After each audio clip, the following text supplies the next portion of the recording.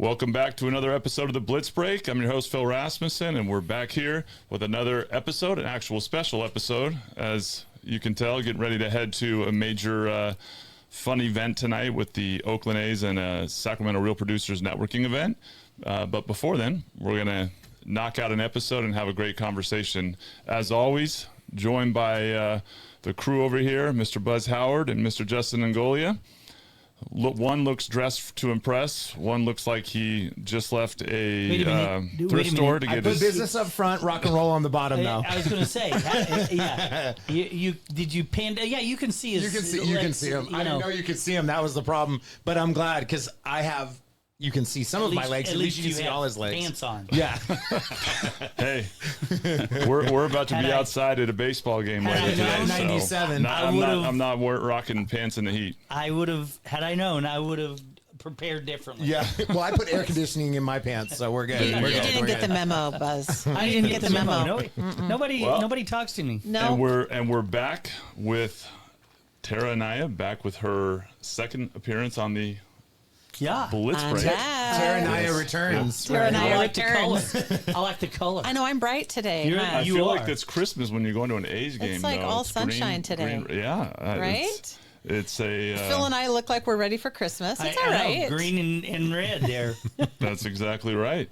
And Kyle Ellsworth, your newest team member? Yes, Kyle's here. Welcome, I brought him along. Thanks for having me, Super excited to have him as a new loan officer. I think he's going to do a great job. Oh yeah, he's going to do great. And so you said your brother's also in the business, and you were saying that you're much better looking than him, and well, we just I don't know why that would come up. You just throw your brother under the bus, but you know.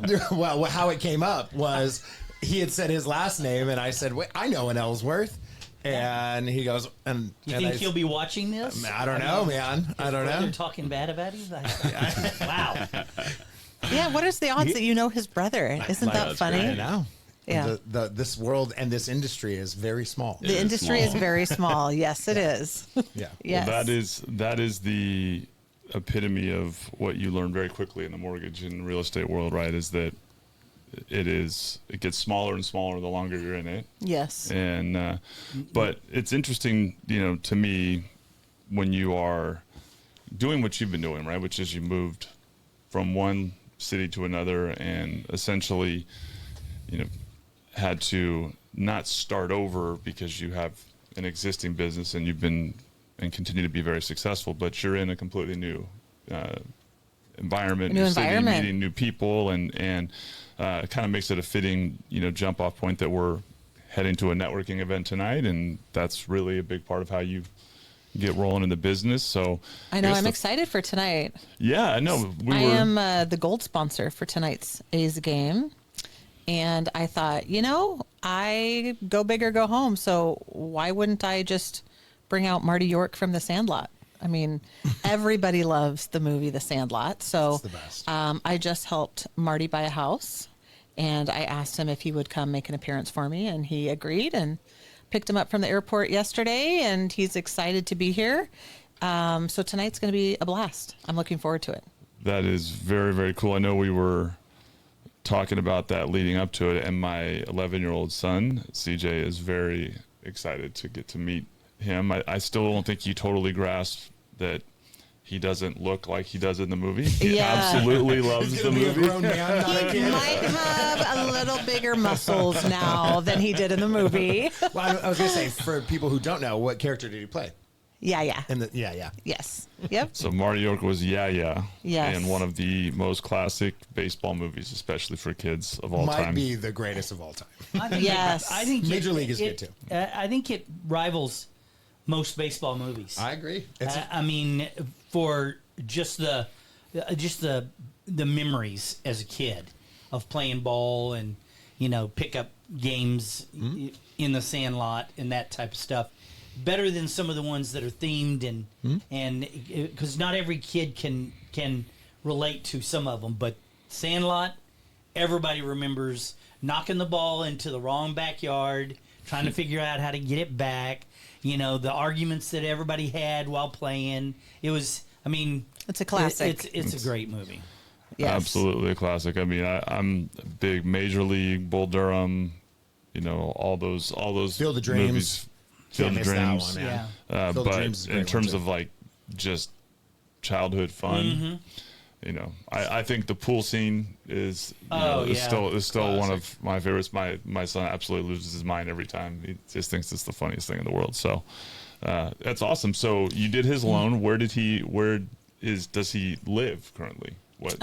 Los Angeles, like Los all Angeles, of the like all of them? celebrities do. Yes. So he flew him up. That's a cool deal. So he'll be there tonight. He'll be there tonight. But absolutely, I have to make sure my boy gets to meet him, and I'm sure he'll want to try to get something signed. Yes, he'll be out on the field first, and then we'll be up in the rooftop area, I guess, is where he'll be doing some autographs and pictures and all that good stuff. And we have a photo booth up there too, so that'll be fun. I love photo booths are great. Photo booths are great. Yeah. Now, does he have like a big poster that shows him in the show, so that some people can go, "Oh yeah, I remember that character." So I had one designed, and then I will have a stack of them. You kind of think of everything. Well, yeah, I know. I like it. I'll have a stack of them Attention for him to to detail. autograph for people. Yeah, So I have like a because- picture of him now, and the picture of the Sandlot. because he doesn't and look anything like he did then. No, he's pretty built now. Yeah. he was like He's a jacked up. little guy in the in the movie, and Yeah, he's jacked. I mean, I mean, That's yesterday what you was the call me. I first. appreciate that. Thank you so much. I appreciate not, that. Not so much. Oh, No, okay. not Dang it. really. Oh, it hurts so But bad. that's okay if you want me to. That's not a good way to build trust. Right. Oh, okay. Sorry. Absolutely. I got you. Yeah, thanks, man. Appreciate it. So was so funny. Looking at kind of your approach to it, and jumping in. Obviously, we started talking as you were getting ready to move up here and have become fast friends. And what's your experience been like moving to the greater Sacramento area and getting integrated? How has that been? Like, if you were talking to any real estate agent or loan officer who was trying to get started in their business, like you've got Kyle who's moving out to self-gen from being in the industry in different ways, what's the best advice you would give someone to try to really launch themselves into a networking and a community? Well, I mean, networking is great. Meeting people everywhere you go and really trying to get your name out there. But it's really trying to find like that niche. It's like everybody can take you for coffee. Everybody wants to take you to lunch. Everybody wants to make you a flyer. But at the end of the day, it's what value do you bring to that agent? So that's what's kind of, you've got to like hone in on finding out what you can bring to the table to really help this agent better their business. Whether it's, are you finding good qualified buyers? Do you have deals that fell out of escrow that maybe I can help you with? Or, what does your, lead conversion look like? How do you manage your leads? Like maybe it's providing them with a lead tracker or a system to help them, and be more organized. So it's kind of just finding that piece of value to bring to them, and not just say like, I'm the lowest rate in town, or let me make you an open house flyer, or, because everybody does that. So you have to be different, whether it's a product that you might offer that nobody else does, or like my line of duty death benefit. That's like a big deal I'm pushing right now, because CrossCountry Mortgage is the only company that offers that. And so I'm really focusing on, all the CDCR employees, all of the, it even goes for FedEx employees and UPS employees and CAL FIRE. So really focusing on that. That way I can bring in some more buyers so that I can actually hand over a buyer to one of the agents. Then they have to work with you, Yep. So there's that. So bringing somebody an offer, a qualified buyer, or bringing some sort of value to somebody where they're like, hey, I actually really like that. I'm going to implement that. I like her ideas. I'm going to try her out. So that's kind of how I'm approaching this new area. It. Yes. Well, you use the word value about 10 times, and that's like my Did I? my favorite. That's one of my favorite. And to that's me, my favorite word. It really it's the most important thing to understand and really recognize that you have to ask the right questions and observe, and you've got to stack the value that you put in front of people to start building a relationship and begin Absolutely. A partnership. So talk a little bit about Kyle joining your team and what you got going on that front. I know we had a mutual friend, and she said, you really need to meet my roommate's boyfriend. I think you guys would get along really well, and he'd do really great. And so that's how we got connected. And then I just stayed on him and made him switch over. Yeah. Yeah, the stars kind of aligned, and it just felt like a really good opportunity. As soon as our first conversation, I was like, this is a person I really want to work with. You know, she's, our energy just matches really well. Yeah, we're both like very like high energy and like go get the business and, you know, motivated. And you kind of like feed off of each other when you're around people with the same type of mindset. So I think we work really well together. Yeah. Without a doubt. So tell us a little bit about your background. How did you get into the business? I started off with PennyMac, actually back in around when COVID was happening, when rates were really low. Yeah. Yeah, that was like, I wish I would have got, like, I was in for about, what was it, like 6 months, making the best money I ever made, just doing, you know, refis. And then rates went up, you know what I mean? But I wish I was in it for about another, you know, got in about a year before. But first I started off just chasing docs, and then they helped me get my license, and then I got into that. So, yeah, it was really cool. The good COVID days where we were the spoiled. Loans just fell on your lap. They did. We used to say you could walk out here on the corner and swing a dead chicken around and hit a refinance. And Oh, yeah, that sounds about right. That sounds like a Texan statement right there. That sounds You like know, you're from Texas. Not that we swing a lot of dead chickens around out here, but Not this month. No. Maybe not this year. but yeah, there was a lot of business to be had. And so you started out. You said you were chasing docs, like just assisting someone else, or Yeah, I was assisting my team. Okay. And so then they paid for my my license, and that was when we were actually all working from home because of COVID, right? And then I was like, you know, I really want to come to the office, and so then once everyone came back, I came in, got my license. Timing worked out really well. So right on. And so now you're switching and more self-gen. So Yeah. big switch. yeah, it is a big switch. It's a lot different, but you know, I love people, and that's kind of, you know, creating relationships is what I'm all about. So just diving headfirst into that. Right on.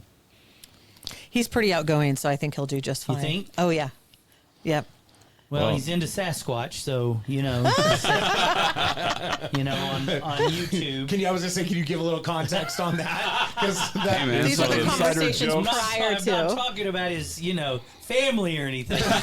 Where he's obviously into the outdoorsman stuff on YouTube, right? Well, yeah, we Outdoorsman were stuff, yeah. talking about the benefits of watching YouTube over regular television, and we were comparing shows. Right. So he had Right. brought up I love that. it. Camping shows, all of those. Right on. Mystery, man. Mystery? Yeah. All right. Well, mine lately has been international real estate. You can. Oh, where were you moving, Buzz? Well, haven't decided. Bali, maybe. A place where they Panama, make shoes. somewhere where you don't have to worry about shoes. I won't let you go. Yeah. Flip flops would be flip-flops. good. I'm not going to let you go on vacation with those shoes, though. We're going to have to upgrade you a little bit if you're going to go on vacation. I have plenty of super glue. You These caress babies those will things last- in a very uncomfortable way sometimes. I'm not gonna lie. Well, I don't want to be too rough on them because they could fall apart at any moment. They could hear But you and fall they- apart. That's right. Yeah. It's Look okay. at Phil's It's nice, okay. crisp white shoes, I know, and then there's they Buzz. got- That's right. Well, let's see your white ones. Yeah. Yeah. Well, I I mean, you could will- go with the leopard if you want. You Right. you Yeah. got to show. There you What- go. What do you have over there, Kyle? What kind of Some shoes? Cole Haans. Okay. Yeah, his are nice too. Solid. Next time I'm coming, what is your shoe size? I'm going to need to bring you some new shoes. I'm gonna do it. I wouldn't even say. I think that's a men's size 6 that I'm looking at right now.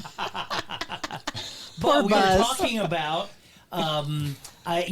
there's you can on YouTube, you can search anything. You can go to homes for sale in Bali. You can. You can go to Blitz Panama. Break and watch all the episodes. Right. Right. You can catch You everything. can catch all the episodes of Blitz. Yes, Thank you right? so much. Love Plug. it. This episode is brought to you by YouTube. Right. So That's please, right. Get premium, whatever it takes. Hey, our last one was brought to you by Tinder. Now That's we're bringing right, by that's right. YouTube, right? That's that. I was gonna lean into that. Like, have we gotten any more loans on Tinder? That's the I real haven't got on question. Tinder in years, but I probably should go on there and start swiping to get more loans. Swiping for loans. You missed it, Kyle. The last one, we were talking about the craziest place I've ever gotten a loan, and it was Tinder. I made a lot of money, and after I left here, I was like, I've probably made over 200,000 on Tinder. I've made a lot of money on That's Tinder. incredible. You know, I'm not really sure that that's the ad that they want. I was I gonna don't say think that so. we can clip down a lot of directions right now. We might have to edit how the Professional. Lead, But yes. lead with that. I made 200,000 on Tinder. Yeah, Jocelyn, Hey. just go ahead and look at the timestamp on Right? that one, At please. least it's not like Feet Finder or something. At least it's just Tinder. Hey, you could make some money there too. That's right. We should. Is there one for Feet shoes? Finder. We should put Buzz on there for For shoes. shoes? Yes. We're going to They do want a to see go. horrible shoes. Is that what it is? Wait, we're starting a new GoFundMe Yeah. for. Right? I think that would be the perfect like commercial for what has the mortgage industry been like over the last several years. Right. And Just this is show a what, And the picture show of is the this is what shoes. happens in the mortgage industry. You wind up with shoes like You this. guys, Yeah. I wish that this was the first time this has happened, but this is the third or fourth iteration of somebody- just beating Just his shoes shoes? to hell. He had a pair of boots, a pair of Doc Marten boots that he wore every day. That the bottom would fall. I had plenty He of is a- duct tape. He is a They- creature of habit, Well- and so he He's doesn't want to definitely- think. He's like he takes the Mark Zuckerberg approach. He doesn't want to think about it. It is polos, jeans, and the same shoes until they die, and then he just Usually, as we get older, it's like, don't buy new, just make do. That's Yeah. Buzz. Yeah. For sure. But it's not Right? Say that again. Don't buy new, just make do. That's you, That's Buzz. it. I'll get you that A new personalized.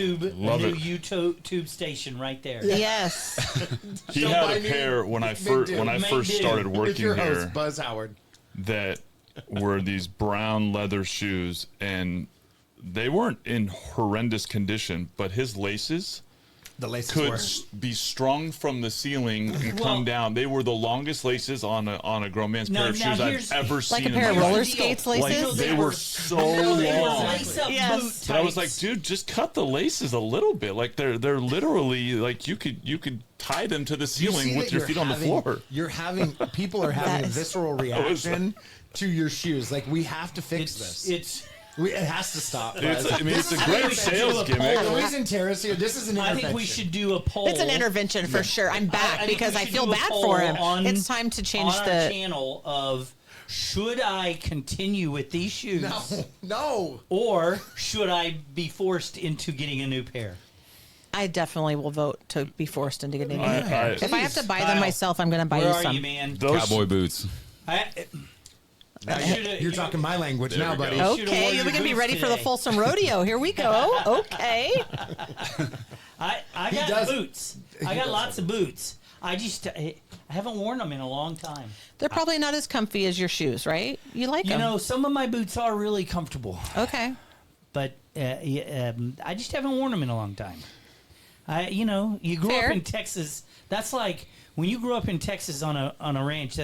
That's almost every Christmas. Every Christmas. Every Christmas is a new pair of boots. See, that's I agree. the very rarely talked about thing that we brought up before that I actually, my mom was big into horses and big into like riding Western and grew up here in Fair Oaks and rode all throughout the Fair Oaks That's area. my life. And that's your life now. But I literally have so many pictures up till I was about 10 years old of me riding competitively like Western and You? in boots, cowboy hat, the whole I nine. mean, He got bigger I- than a Until- horse. until the- I mean, until the did he horses- just like get on the horse and his feet touch the That's what I'm ground? saying. I mean, he's At that point, that made he's him 6'7". How do you? Yeah. Yeah, they- Go ahead. There Go was ahead. no. You're that- 6'7". Go That's ahead. my kids. Yeah, they love to do that to me all the time. Like their little friends come up and go, "How tall are you?" And I'm like, 6'7", and they just I just want to hear you say it. yeah. It makes it every time they do that. I'm almost 6 It foot. makes me think about good the TikTok and like YouTube Shorts where it's like the comparison of like how we grew up in the '90s and what Oh, yeah. kids, and it's like So people different. gangster rapping Tupac and Biggie, and then I 6, still do that. 7, yeah, Yeah. I was gonna say shout out to my son. My son on the way up here because he came to work with me today Oh, on he did? summer break. Yeah. Okay. And he turned on Dr. Dre. Thank you very much. I've raised Okay. him correct. The next episode. That's right. Absolutely. Okay. Yeah. Got That it. is, Raise him right. Are you bringing your son to the game tonight? I am. Oh, awesome. How old is he? He is 10. Oh, he's gonna almost love 11 it. though. He's So tell him what his question was. He was gonna ask. He had a fantastic question. Okay. For yeah. Yeah. What's his Marty? Marty York. Okay. Yes. Thank you. Marty. He wanted to know what they made them eat for the tobacco scene, where Okay. they were the chewing tobacco, where they threw up on the ride. He wanted to know like what they actually ate. That is a Because great obviously it question. was- That's No. what I said. Oh, okay. I'm banking on licorice, What black year- licorice. Probably black licorice. What That's not year bad. was Sandlot? It was supposed to. It was gonna early 60s or late 50s. No, what year Oh, was it actually filmed? 90s, probably early 90s. We could look it up. I was going to say if it was I'm looking old, it they up right probably now. did give them. yeah. Well, honestly, We'll have to ask 90s, Marty they could've tonight. too. Yeah, we'll have to ask Marty tonight. Yeah, what they made them eat. That's a Yeah. good question. I thought so too. That is That a good it's question. a great question. And Yeah.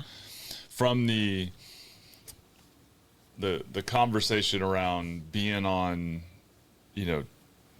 TV or movies as a child star that has that, I'm definitely curious, meeting him and having a chance to talk about, a little bit of that journey of, you are known for one thing and now you have to kind of recreate on it. It's not the easiest transition, I think, for those child actors, but I find the connection to me with how often in business you have to reinvent yourself, how often you have to be evolving and adapting. And I think what you were talking about earlier, specifically about creating value and differentiating yourself and being willing to, put in the work, quite honestly, it still shocks me today how many loan officers I hear still speak, act, and think like it's 2006 or 2010 in terms of how they approach trying to get new business.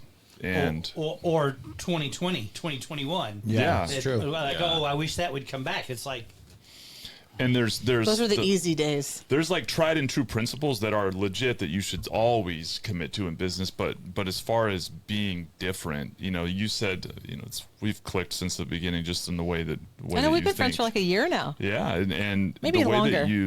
that it does feel like it's longer. longer. We were actually talking to you before he came on a little bit. Buzz, you used to send me videos like I a used to couple see- years ago. I You know how Remember he's gone that? senile. He didn't even remember that. Albert Yes. introduced you and I. Who and I met used on to send- Tinder. No way. I'm not even joking you. Call back. You know what? Tinder. Call back. Tinder. The place I where you get literally met business. him on, he was a mortgage recruiter and I met him on Tinder. That's how we became friends. And then he introduced me to, remember he said, oh, I want to have my president call you. I bet and then, he hasn't made as much money on Tinder as you have. I don't think so. I can guarantee I don't you. think he was probably on Tinder for the same reason. So I don't think he was on Tinder for the same reason. I don't think he was on there recruiting lenders on Tinder. No, I don't think so. But I did meet him on Tinder. We're still friends to this day. Yeah. But that's how I got to I meet you. used to send you nice little videos. Yep. and- You wouldn't even text me. You would only send me videos. I know. I was like, who is this guy sending me videos? And then Well, when I knew started you were- talking you to like Phil, videos in Tinder. then when I started talking to Phil, and then you sent me a text, and I said, "Oh my gosh, this Pulled guy, up the whole this guy string. has sent me text messages for years. He's consistent, at least, right? Yeah, yeah, yeah. Consistent. Look at consistently consistent unimpactful until until Phil gets involved. I that actually was so I would funny. actually love to see a couple of those videos. And She probably has. Yeah. I them. have them. Yeah, we'll I have don't to. delete anything. yeah, you'll have to send them to Jocelyn. I We'll am have to sure edit that it some in was and see what we can. I'm sure that I sent you a Merry Christmas.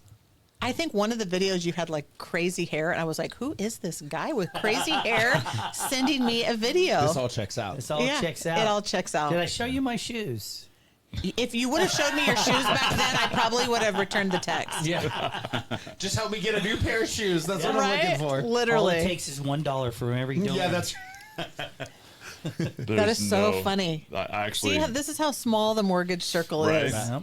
look at Yep. well, and the fact that it's small is also the fact, like you said it a minute ago, Mondays, which we're recording on Monday, not on a Friday because of the event here. But how many phone calls a real estate agent that's a top producer or a proven producer gets on a Monday based on some of the coaching programs that basically put that together? It is Mondays are always the least one. differentiating thing that you can do is be the person calling on Monday like everybody else. I don't like to call agents all Mondays are the busiest day. Why do you bother them on a Monday? Yeah.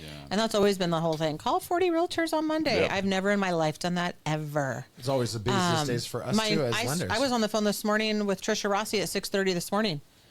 She was calling me to talk. We have a deal closing today, and she was on her morning walk. We start early. I mean, like, I'm not going to bother 40 agents on Mondays. Maybe like during the week, sporadically during the week, I'll call and check in, but I'm just not one of those people that will bother them and bombard them on a Monday because I know how Mondays feel. Like Yep.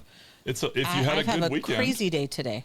Well, and to me, when it first became a thing, it made sense because over the weekend, you're connecting on what leads, what business came about over the weekend. But just like everything else, once a trend takes over or a habit, now you've got to separate yourself from the pack. And it's the same conversation about asking an agent to coffee or asking any potential business partner to coffee.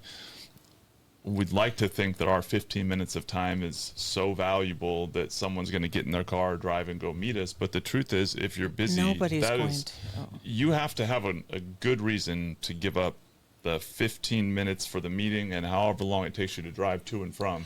And most of the time, that conversation to ask for the coffee meeting is not predicated with any value that makes I it would worth the agent's never ask an attention. agent for coffee. First off, I don't even drink coffee.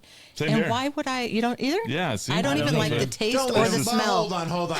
Don't let him take this holier than thou approach of I It's don't all even drink soda. coffee. He has about 18,000 cans of soda a day. So Who does?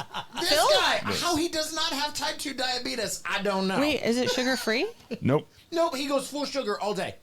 5-hour All day. energies and You seem- Pepsi and Mountain Dew. No, That's Pepsi why he's Mountain on Dew, fire right? every That's a day. sponsor. I joke with him all the time because I'm like, how do you not have type 2 diabetes? For reals. Diabetes. We need to put him on the Redituatride It's- shot so it'll like even out his blood sugar. It's less now, but I'll say that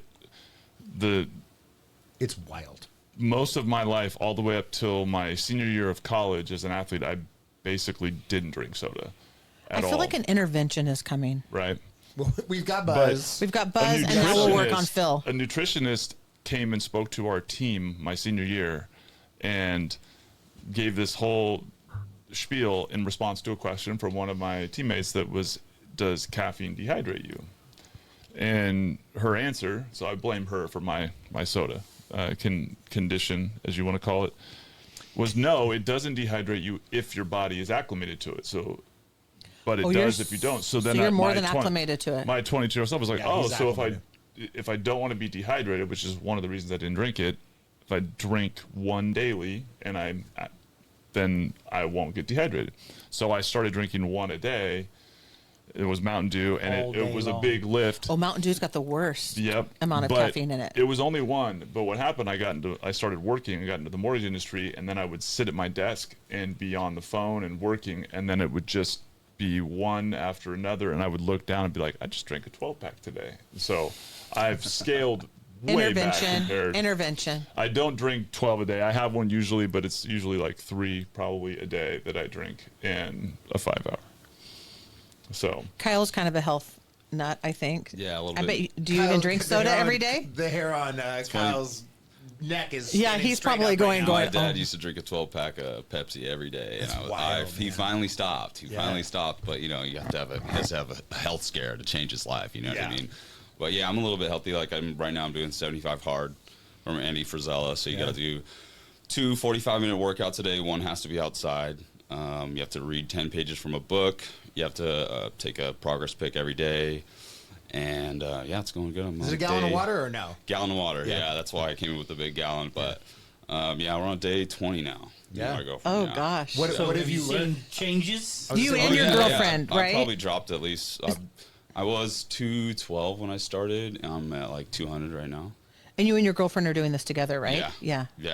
I've done it 2 How's other she times doing? by myself. She's really good. Like when we first got together, I kind of introduced her to all this health and fitness stuff, and we tried it a couple months ago, and we kind of were falling off a little bit. So now we're like, all right, we're doing the it. 75 days, but we had to do it right. When I think summer it's started, easier right? to do it with a partner too, because then you have accountability. It's kind of Yeah. like coaching too. Yeah. Well, I was going to say, and it's what's one of the core tenets is if you do fall off, you start right back You at have to day start one. right over. Yep. Yeah. Yeah. Yeah. Yeah.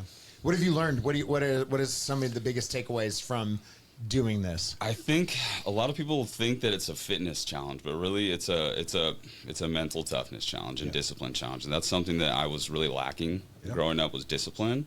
So that's kind of the biggest thing it's gotten for me. I try and do at least once a year, and I also try and add on some other tasks to make it a little bit harder, like 2 hours of realtor calls every day, stuff like that, and add your business onto it, because I'm good at the fitness side now. I wrap the business side into it as well. So, and I'm also reading David Goggins right now. Yeah, That's the man. book I'm That reading. guy's wild. Oh, he's awesome, man. He's awesome. He's so cool. Yeah. Well, that's so 2 hours of realtor calls. I think it's a great thing to go in deeper to, right? So you're coaching and partnering and helping him get from one aspect to totally self-gen as a part of a transition, and you're building that work, and you've got the drive, which, like you said earlier, nothing is more inspiring to be able to go back and forth with someone with the same motivation and Yeah, you one just out- feed off each 100%. other. Yeah. There are a lot of people who say I spend 2 hours making calls, or I spend 2 hours of prospecting time, and they might as well go and take that part of their day in the calendar, burn it, because it absolutely does nothing for them, because there's no strategy or definitive lift that they're creating in their business, because they're just calling and checking in or setting a call. There's no design. So what strategy are you using in your 2 hours right now, and let's talk about how a loan officer can make the most out of their prospecting time. Well, he's had the easiest thing to talk about because it's calling agents to invite them to the game with Marty York. Because a lot of people, believe it or not, they didn't even know that he was coming. So unless you're on social or on Sacramento Real Producers page, Well, that's a big ball drop, Terry. You did not get it out there enough. you don't think so? I feel like I just did, but teasing. I'm that's a great way to call agents right now. Absolutely.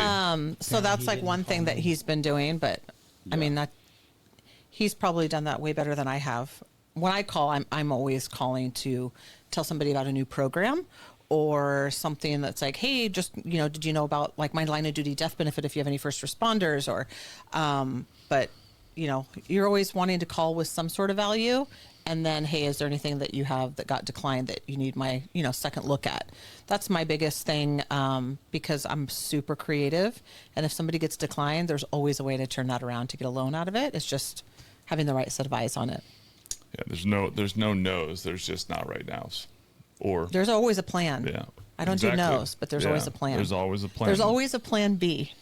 That's right. That's right. So when you start your calls, what's the focus to create the conversation and keep it going that you're using right now? And let's dig into that, because that to me is, if you're going to spend the time prospecting, you want it to be productive. So Yeah. Like she said, using the game as kind of an excuse to like, hey, come on out. I also like to do just cold calls, like circle prospecting and stuff, which sometimes I find is a little bit better, because then I'll actually have leads to actually, like if I find out someone's moving, then I'll actually have something to give to an agent when I'm making those calls. You know what I mean? Because instead of just calling and rather than like just asking for business, you know what I mean, with my hands out, I would like to have something to give to them, you know what I mean, to like kind of create a better relationship, and create value, without a doubt, Everybody loves a lead or a qualified buyer right in their lap. And we have an internal system, prospecting system, where I can tone it down and look at Placer County and the top 25 real estate agents. I can go down and I can see exactly how many deals they've done in the last 12 months, how many deals they've done year to date, what lenders they worked on, with each one of these transactions. And believe it or not, it's kind of crazy when you look at these things, because you think that like this top producer that's done 40 deals last year already has their number one lender. But when you look at their production, they worked with like 7 lenders. So they don't really have a number one lender. So you automatically are assuming that like they're so successful, they already have their lender. In reality, most of them don't have their number one lender. What we've found over time is, and you'll bear this out, but used to you'd work with an agent and get all of their business. Yes. You'd get 15, 20 transactions from them in a year. And in smaller areas, it's like that, but larger areas, it's larger not. areas, what we are finding is that even our top producers are getting fewer deals from more people.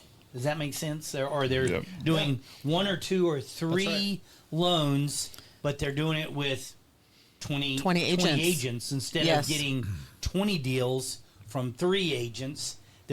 So it's kind of that way now. Yeah. And it's kind of nice for our system that we can actually see what's going on, because like Kyle and I had this conversation when he came on board. He had been, because I said, what agents are you working with? And he's like, I've been going after these 2 agents. I'm like, well, let's look them up and see what their production was. What did that agent do? Like 2 deals? Yeah. And he thought that he got cheated on. That they went to somebody else. And I'm like, she hasn't closed anything. Don't even waste your time with her. Yep. She's only closed 2 deals last year. That's not like a whale that we would want to go after. Mm-hmm. So it's kind of, it's crazy because when you see somebody on social media and they're so big on social and they do all these cool videos and they're this and they're looking at this house and they're at this open house, you think they're so successful and they are so busy. But when you look at their numbers, they've done like 5 deals for the year. Yeah. And it's crazy what social media does. Yeah. So it's really kind of looking at what agents are doing the business and focusing on trying to build a relationship with them. And that's going to be the next one I give a deal to. So if I have a pre-qualified buyer that's not working with an agent, I want to give it to one of those agents that are closing 40 deals a year, because that's who I want to work with, because I know they're doing a lot of business that I could potentially get their next referral if I do a great job. So that's kind of what we've been looking at on, what agents to kind of, try to build a relationship with. Yeah, anything that goes in without a plan is going to end up being inefficient, right? And you want to make the best of your time. Without a doubt. Only make the calls for producers. Well, and there is value in having tiers of producers, right? The top producers, the consistent producers, the mid-level, or even the startup, based on getting a feel for how driven are they to grow and what value you can add. Because if you can take somebody who's on the come up and be a definitive cause for helping them grow their business, you're building a stronger long-term relationship.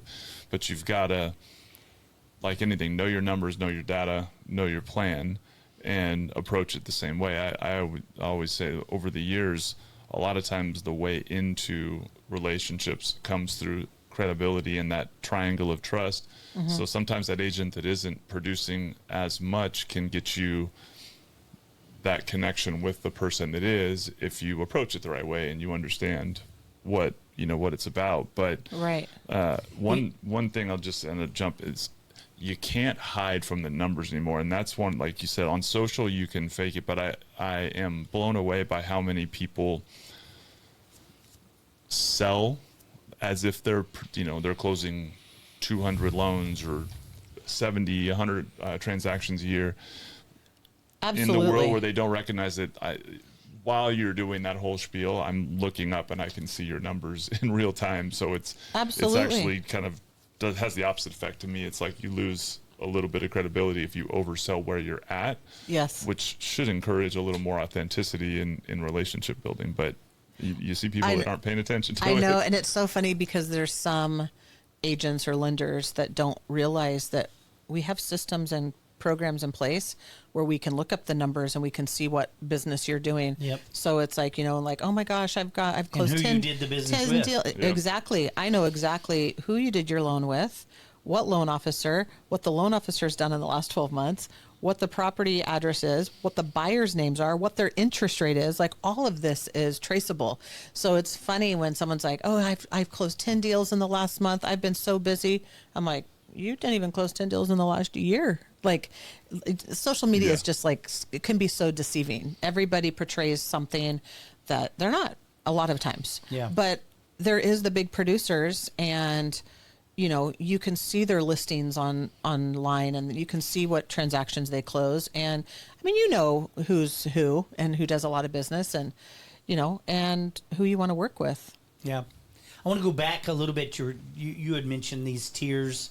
If you really want to look at a couple of industries, it's the hospitality, like hotels, airlines. They really have this system down of, obviously there's some people out there that they're only going to fly one time a year, if that.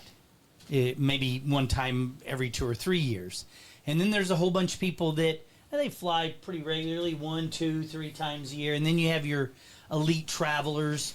And if you really want to look at some industries that have those down, is like the airlines, about the different levels of frequent flyer miles. And, absolutely. And those types of things, and the way that they cater to different groups, and the way they try to entice, the ones at the bottom. Yeah, we're going to give you some benefits here for a short period of time. We want you to see how great they are. Maybe you'll fly with our airline more. And I see a lot of people, that, the older you get, the more you're around people that travel quite a bit. So us old guys, you run into people that, I only fly United because I get all these miles, and this is what they give me, and I can get a discount at this hotel. I'm that person. You're that person? Yeah, I'm that person. Yeah, and I mean, it works because they cater to that inside. I don't know if it's you feel like you're VIP with them. Yeah, It's like I've got an the in-group. United It's an mileage in-group. credit card. I Yeah. get to go to the United Club at the Right. airport. I get free upgrades to first class. I get mileage for everything I put on my credit card. I'm that Right. person. I love Right. United. and it makes you And free baggage. Yeah, it makes you feel like you're part of a Yeah. group, and it feeds the ego. Probably. Of the well, an ego You is feel not important. a bad word. Yeah, you feel important. Right. Well, and it's not even that. It's like the ego says, "Well, I get all of these benefits. You just named a whole bunch of them, just like that." Yep. And so you see companies take the new realtor that hasn't done very much. Well, as it's one of our jobs to kind of say, "Look, I'm going to offer you the gold leaf." Yeah. Package. Service here. You're Want to gonna- see? you're gonna but dangle the carrot a little I want bit. you to see what it takes, and what are the benefits, and blah blah blah. And it entices people, and some people rise to the occasion. At some point, you weren't a frequent flyer. Right. At some point, they teased you into, we'll link your credit card to these miles and this and that, and all of a sudden, they ushered you through. Yes. And I think that's some of the things I'm that we have. hooked. You're hooked, and you'll probably pass by. I bet there's times where you could have gone, you know what? I could get a cheaper ride on Southwest, to wherever I'm going, but I get more miles on United, and it starts stacking up, and even though I have to do this, I get upgraded to first class. So to hell with, I'll just take a little bit more time today to fly instead of It's like, would you go Southwest where I have to- Frontier or would you go United? Like, there's Right. no comparison. Right. And that's how they hook you with that service and those benefits and everything else. I think we've got to do a better job as an industry of really displaying that same kind of patience and follow-up and service and what you called value to begin with. Yeah. So I mean, you definitely can feel like getting 5-star service from one lender and then maybe the next. So I just had lunch with another APM loan officer. I won't name his name because I don't want to throw it out there, but I thought he was great, right? But we were talking about like how we each run our business, and it's so different. Like I take every one of my applications over the phone. I don't want to send my client a link to to a website where he does. So every time somebody calls him, he sends them the link to complete. Well, the conversion by sending somebody a link to a website, in my opinion, I've done that before. It doesn't work. They start it and they're just like, ugh, I can't go past this spot because I don't have my works address or I don't know what my works number is, and it won't let you advance because it wants you to complete the application completely. So it's just kind of, different service that you give somebody, whether you're going to be that person that sends a link out to complete an application or if you're going to pick up the phone and have a 10-15 minute phone call. I personally think that's the better way to do business because you're building a relationship with that person, finding out the story to the, what they're looking for, payments, how they like their job, like, oh my God, you work with so-and-so. I help them buy a house. Anybody else in your department looking to buy it? Make sure you send them my way. I have this going on this month. Or, I have one down payment assistance program that's giving 1.5% for free this month. Like if somebody needs a down payment, it's just that conversation that you miss out by giving somebody a link to a website. And so it's just kind of differentiating yourself than giving somebody the 5-star service and maybe giving somebody a 3-star service. Not saying that isn't a 5-star service, but I totally agree with all of that. I mean, and these guys kid me because they say, "Oh, I took the first loan application, by on a napkin." No, he had a chisel and a stone, and he etched it. And Wells Fargo, Pony Express, toted the money across the country. One of those. A lot of us started before we had computer programs, and you were writing a typewriter. Is that what you were doing? Yeah. So in my career, when I was a producing loan officer, we didn't have computers to link them up or email or any of those kind of things. Every single loan application I ever took was face to face. Yeah. Let's sit down. You want me to come out to your house? Great. I'll come out to your house. While I'm there, hey, let's find those pay stubs and you're like, I'm not leaving without him. And W-2s, and let's find all that stuff. I'll make copies and bring it back to you tomorrow. Or have them come into my office. And I always felt like that hour and a half of investment with the consumer was better than anything else because I was able to, get to know them. First of all, you're building that relationship. I'm building a rapport. I've gathered their paperwork. I've had the conversations. I know exactly what they're looking for, and I think I would have a lot of problems being a loan officer today in this environment of, go to my website and click on this link. And it's easy, right? That's easy just to send somebody a link because then you can go on to the next deal. But are you really providing them value on hearing about their application? Because honestly, whatever they stick in that application stays in your system. Maybe there's some things I don't want on that application for the underwriter to see. So I want to be able to take that application. In the 40 years that I've been doing this, good 20-something years of it was actual loan applications. I never let a borrower fill it out. But anything I asked the questions, I filled it out. I, tempered all the information, then turned around and said, "Here, sign." And I did their disclosures right there. I went over a good faith estimate. I made sure if there was any problems. I just felt like I had so much more understanding of the borrower. I had a better relationship with them. If I took a loan application, of course, I'm sure that it happened.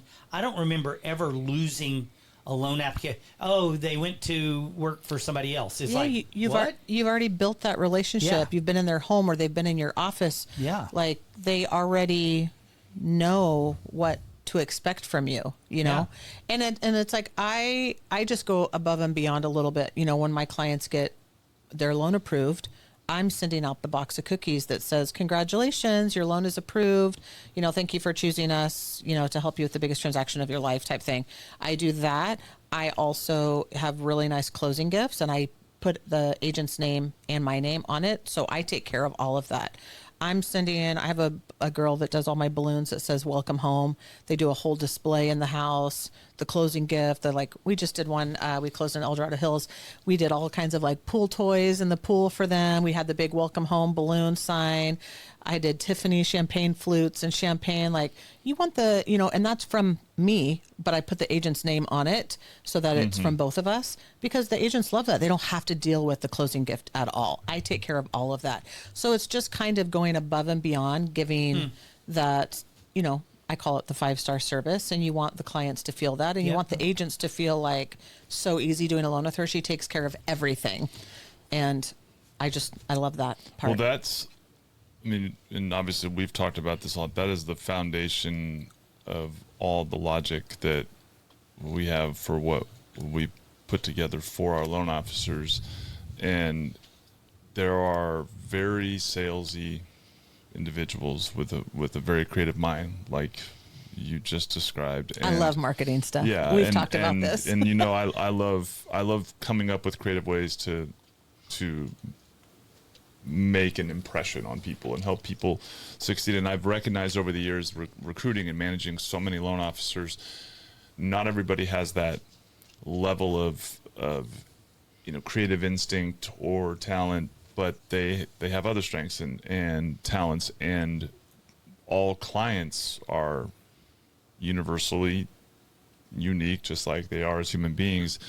And so I think the things that you create, like we spend so much time on making all of that stuff that's readily accessible and done for our loan officers so that they can hand it and take care of it for their it makes their it agents. easy for them. And that's important. That's really important. So to simplify, and this is the part where what you just really described in great detail inspires me, is when you create the bandwidth and the time for a salesperson to now get creative and add their own spin. Yes. Because you've taken care of the logistics of executing something consistently. Yes. That's how you are able to go to the 5-star level. You're able to really make an impact because you can scale it. You can repeat it. Nothing's worse than doing something for one client and not doing it for the other, and being so inconsistent that it's not, one, efficient, but it's also you give inconsistent results to the clients and the partners. To me, the real magic is when you have alignment in the company leadership, and then a salesperson that really goes deep into understanding that. You talking about taking the app in 2026, clients don't, everything moves faster, so clients want to get through things faster. They don't want the same things today in terms of timing because of the way we've been conditioned, but they still want the connection. They still want the trust and the accountability. And we have to do that over the phone. You have to figure out a different way. Because nobody sees you face to face anymore. They don't want to come in and sit in your office. They don't want to do that. Everything is over the phone, or like a Zoom call. So it's kind of building that relationship a different way. Exactly. So if you're going to do it that way, I think it really needs to be over the phone, not just sending somebody a link to complete something. If you tee it up, I think it always comes down to the thoughtful nature of creating a process that executes value. Like, if I tell you, to your point, when I'm going to have that sales conversation and how I'm going to have it, and I explain it to you, and I prepare you to go in and do the app on your own, that can lead to a great experience, because I can do that at 11:30 at night on my own, and I know that whatever I didn't finish, we're going to have a follow-up call to address it. Or I can go through it with you, but you're consistent and there's clear expectations and a clear delivery of value and what the process is like. And when I'm a consumer or partner, the foundation of a 5-star experience is having expectations, feeling like I know what's going to happen and less surprises, and then you exceeding all those expectations in terms of what you do for me, but me feeling like it was fairly easy to get through the process. And so, like, to your point, there's a lot of different ways to quote unquote skin the cat or, create that connection. But everyone who is very successful and delivers the kind of customer experience is consistent in how they approach Yes. executing it. Yeah. And Consistency is key. Yeah, we talk relationships too. And so establishing a quality relationship is understanding and setting the right expectation of how you want to do business and finding the way that that client needs to do business. If you have a doctor or a nurse or somebody who's in the medical profession, they don't have time to fill out that application. The fact that I got you on the phone, I'm gonna capitalize on this 15 minutes, and we're gonna take the application over the phone, and I'm gonna make it a conversation. I'm not gonna actually go, so what's your work address? What we're gonna do is, you're at Kaiser, right? Great, fantastic. You're at Kaiser Roseville? Oh, cool. Well, guess what? I'm gonna Google Kaiser Roseville, and I'm gonna get that address. 100%. I do that all the time. Yeah, we're having a conversation. We're gonna do what it needs to do, but to Phil's point, that the foundation of that 5-star experience and the foundation of understanding what the client's needs are comes from establishing that relationship, having those conversations, and setting kind of the expectation of, hey, sometimes I've done applications. I've never met clients. I've never even had conversations with them over the phone. They needed to work via text because they were busy attorneys, husband and wife. And you're like, cool, easy, simple. Plus they wanted everything in writing. And so that you find what that is, and you try to meet those expectations. But I think it also comes with the conversation of how can we authentically make this experience the easiest one that you've ever had and as simple as possible. What do you need from us? We want to do that for you. So Yes. if it's texting, if it's emailing, if it's doing the application for you, or if it's having you do the application, and it's having the application not hang you up and require an address. It's I would never ask somebody for their employer address. Right. I know exactly where they're working. I've got 3 monitors. I've already got a window open, and I'm already Googling Kaiser Roseville, typing, and I don't even need to do that while they're on the phone. No, like I'm just not like, at oh, all. you work at Kaiser Roseville? Oh, great. Cool. What do you do there? What's your Oh, you work with so-and-so. How long have you been there? Oh, great. Yep. While we're on the phone, I'm going to send you a Truve link or a work number. I know their start date. I'm going to pull it up. Oh, you worked there for about 4 years? Exactly. Perfect. 4 years. I'm going to pull work number, and I'm going right. to get the work. You know what I mean? I could literally take an application in about 5 minutes. That's Easily. the key. It's a because 5-minute conversation. It's a 5-minute phone call where they're like, And they don't even damn, know that that was the easy. and Like they know don't the even application realize was it done. because Yeah. it's a full-on conversation. It's like, okay, what is your social? And what is your date of birth? And what is your email address? And blah, blah, blah. And blah. And like, Yep. I can literally go through a whole conversation in about 5 minutes and be done just Yeah. like that. And they're just like, wow, that was it? I'm like, yep.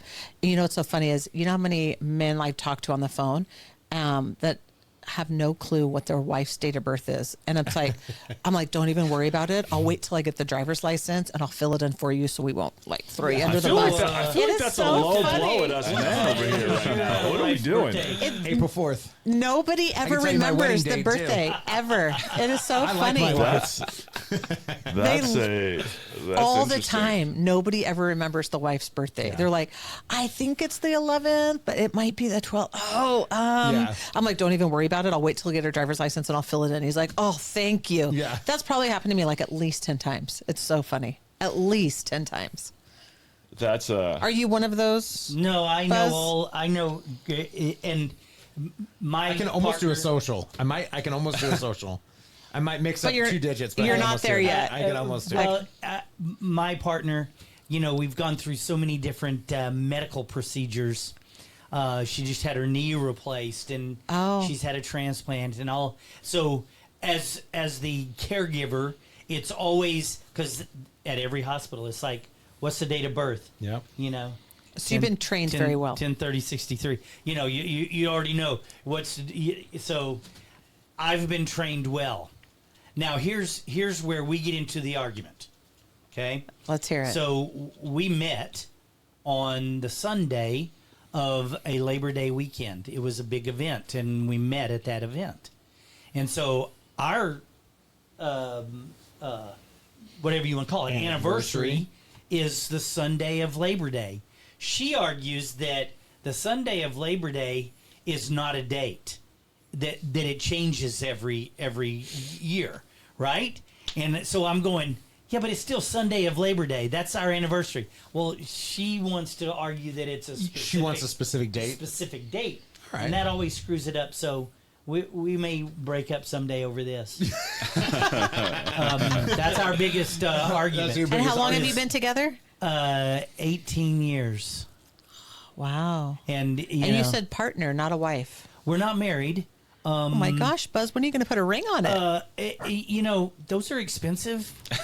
And I'll go ring shopping with you. you know, Can't get her to buy damn shoes. Right after Right, Skechers. that's true. We've got to work on shoes, and then we'll go first, ring wait a minute, shopping. for the GoFundMe, it's all about shoes. But if there's anything left over from the shoes, you know, I'll get something. A ring fund. A ring, yes, a ring fund. But no, we're not married. But you know, But at least you know her date of birth. I do know her date of birth and Social that's Security positive. and everything else. You know, which is like, you know, as the caregiver, it's always just rolls right off your tongue. Same thing with my son. You know, he was in the hospital and it's like, oh, I know all of his information, and so yeah, Perfect. almost like he was, you know, tattooed.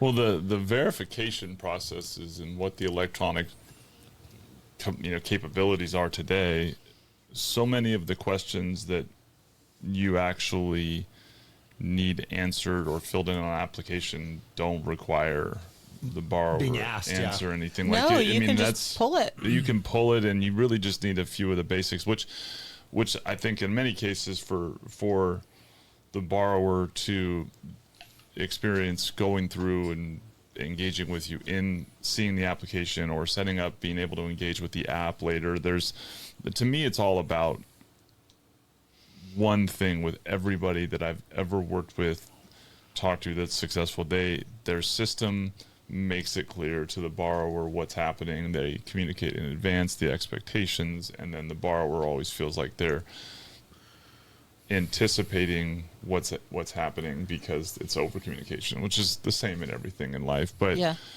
the question I have, so like on borrowers and loans, what's the weirdest or funniest story you have from a transaction that jumps out? Because we all have a few where funny things happen or very odd transaction variables come into play. Any major funny stories about over the course of your career that you've had to I kind of mean, I think pocket? two of them come to mind. One of them was the bouncer at the Bunny Ranch. I did a loan for him. That was interesting. Oh, what was his name? No, I'm joking. That was You should have said, "Oh, is that Mike? Was that Mike?" Mike, you did Mike's loan? that was interesting. The worst part is the guy's name is Mike, and she's like, "That is right. You know him." And the people that have these crazy email addresses, they don't Emails, yeah. realize Yeah. that you have to give somebody an email address when you apply for a loan. And then this was actually somebody that was in front of me, and he was probably like 65 years old. And his email address, Can we say it? I mean, if I say it, can you bleep it out? I don't know. I don't think we should. It was Licky Licky for BJ. And I was like, I just looked at him, I'm all, Bro. Gmail has got accounts. What? We can just It's get very easy to create a free account. Yeah, and man. just yes. And have I was one. like, Yeah. and he was so embarrassed. He goes, Create I'm an sorry. AOL at this My point, bro. girlfriend It's made probably that better for me than years that. ago. And I'm like, I didn't even know what to say. I'm just like, yeah. What was her name? No, I'm I don't even know. But that was the craziest one. Wow. I mean, I've done the loans for a lot of crazy people, but I've done loans for cops, drug dealers, doctors, you name it, felons. I've got it all. Wow. Yeah, there's loans from all neck of There's some all- good people in there too. and good people too. But yeah, I mean, there's such a variety. There's variety of people that have been in my office to get a loan, and yeah, I think that was the funniest job was the bouncer at the Bunny Ranch. That's- I was like, Yeah, Mike. I didn't Oh. know he bought a place. That's awesome. it was interesting. Yeah, But- the biggest hassle that I ever had was with a few people. With Mike at the With Bunny Mike at Ranch. the Bunny him and I Ranch. fighting. When we used to do it a whole lot more than I see people do it today because they've learned. But allowing early occupancy, and then things happening. That I don't like to do that. Yeah, nobody does. Nobody does. And the reason is because over the years we've allowed people to. I just want to move my stuff into the garage. Because you know what happens? Oh well, they move in. Mm-hmm.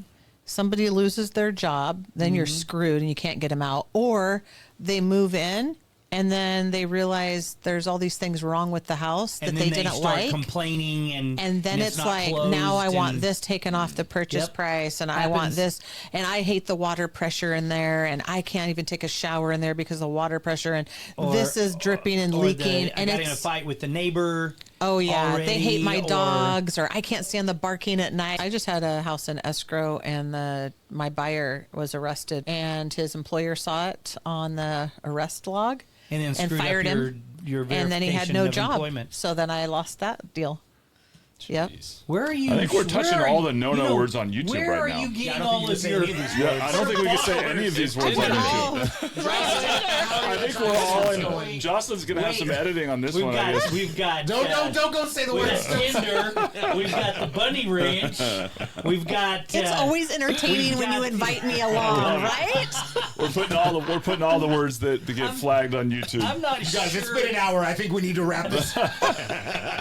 Tara's cut off. She's not invited anymore. Is the district attorney on the line already? Yeah. Holy crap. We have a phone call, Buzz.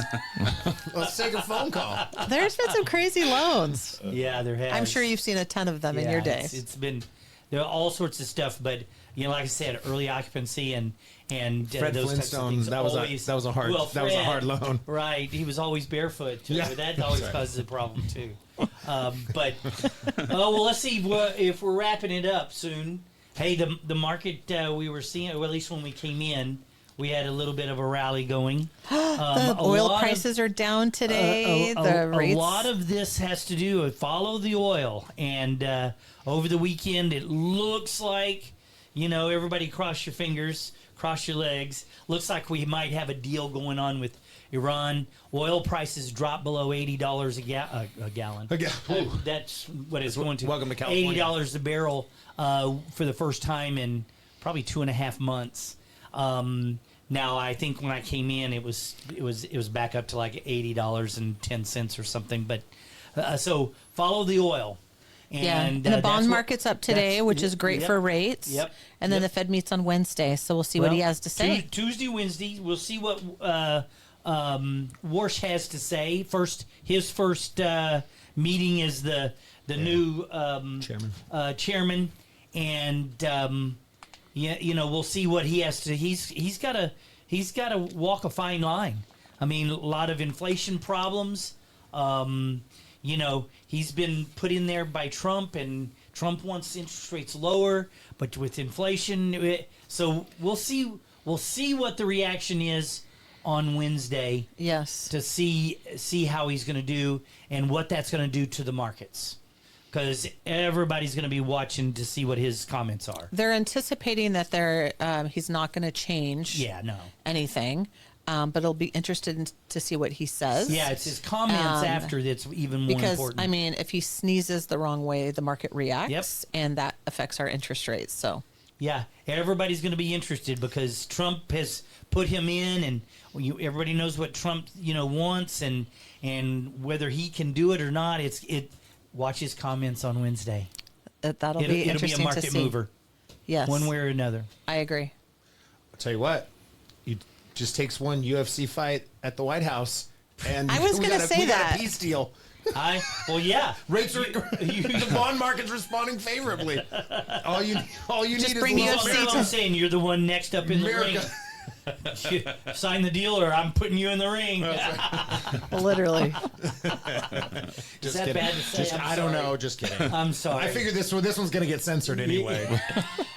I know we've said a lot on this episode. Well, I've seen so many people complaining about, I can't believe we're doing, UFC fights, and it's like, what was it? About 2 years ago, we had a drag show on the front lawn. So I think that the UFC fight is okay, personally. Yep. No one's going to comment on that one. I mean, I'm just waiting for the next flag word to come out of your mouth right now. That's all. So I think we gotta, as we're wrapping here. No, just heading into tonight and the plan. So what's the strategy that you are rolling out with together at the event tonight? well, Marty York will be out on the field tonight before the game, and then we'll be up at the rooftop doing autographs and pictures. Where we'll be doing events, and you're Yes. out doing the shaking hands and kissing babies Yes, Yes. sir. as much Yeah, as just- possible. Just Yes. find who I click with. You know what I mean?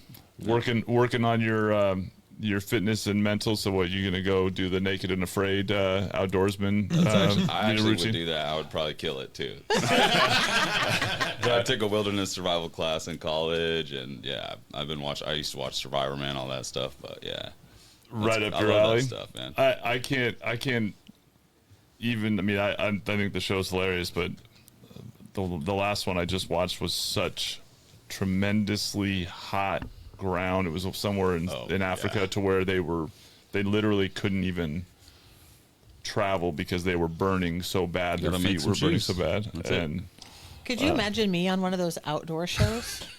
I can't imagine. I would last about 2 minutes. Yeah, I can't imagine just the concept of like choosing to do that in general for extended periods of time. It's pretty crazy. I think it's I hilarious. don't even go camping, Phil. There are there are people that have a similar approach to you that I think they approach naked and afraid like they're Tinder and they go out there with a goal. I think that's his Tinder handle. You know what I mean? I'm just kidding. Naked and afraid. Right, naked and afraid. Now that's funny. That is funny. Okay, before we get out of here, what was Yes. the new saying that you had? Yeah, what's your YouTube Don't channel buy name? new, just make do. Don't buy new. That's Just make do. With Yep, your host. That is With your your- slogan. Buzz Howard. That's going to be our tagline from now on. No, absolutely not. Don't buy new, just make do. Absolutely Yes, not. that's absolutely your Right. Like, we need to get a sign in your office. I'm gonna have that made. Don't Don't love buy it. new, just make Just do. make do. Yes, Okay, well, that fits Buzz. This is awesome. It's a Thank you for perfect. being here. it's a perfect, Perfect way way. to end. Such a entertaining and fun conversation. So Well, thanks super for having me grateful. again. Yeah, it's I got great to meet you, invited Kyle. back after Yeah, the thanks for last having us. one. For Well, it sure. was touch and Yes. go, but we're glad you're I here. mean, I know. Yes, well, and then we get to hang out this evening. Yeah, tonight's and gonna be so fun. not to put any pressure, but I hope Marty is ready for a very excited 11-year-old to meet him. That Oh. will also be very confused. He'll about be ready. He'll be like, why he doesn't you don't look like Yaya. like yeah. So smart move on the picture. Marty's just a little Yeah. bigger than the movie. He looks like he lives in the gym. He works out Yeah, just a little. just a little. Yes. So those days. Well, It'll be super fun. I'm excited you guys Excited. are going to be there. Buzz, are you coming? I probably will not be there, but Okay. I will I'll think send about pictures. you all. Please do. he'll be there. Yes. He's going to the game. First pitch is at midnight, so that's when we're going I'll to send him show out up there. at midnight. Yeah. And Justin, you're going to be there. We'll be there. Perfect. I get to watch the fireworks because from where I live, I can when they close the games out. But oh, really? You can So- see them? oh yeah, Okay. Well, if you're up at that time. This is true. Little do you know, that's me. I'm the one that falls asleep early. That's right. That Well, was so funny. good to see you. thank you again, and wonderful guys. conversation. And we'll be releasing this after, so the game will have been played. Hopefully, the A's win, and it's a great event. But that's been another episode of the Blitz Break, and thank you so much for tuning in. I'm your host, Phil Rasmussen. If you don't already, subscribe to the channel. Check us out on all the social media feeds, and we will see you next week.